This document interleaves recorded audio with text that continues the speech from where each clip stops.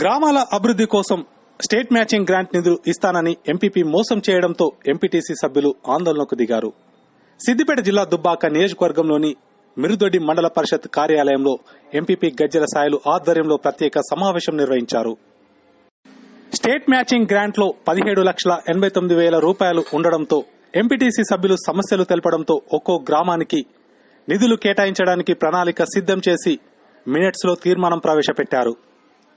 Lunch తర్వాత proceeding ఇస్తానని చెప్పి వెళ్లిన ఎంపీపీ గజ్జెల సాయిలు సాయంత్రమైనప్పటికీ కార్యాలయానికి రాకపోవడంతో ఎంపీటీసీ సభ్యులు ఎంపీడీఓ కార్యాలయం ముందు నిరసన వ్యక్తం చేయడంతో పాటు ఎంపీడీఓ గణేష్ రెడ్డితో వాగ్వాదానికి దిగారు.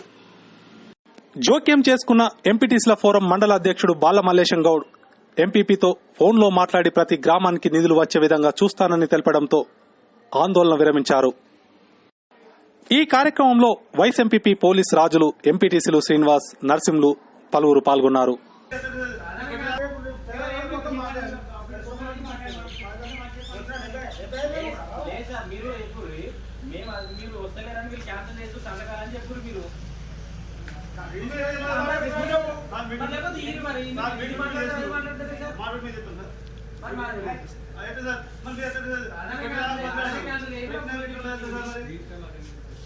పోతే అట్లా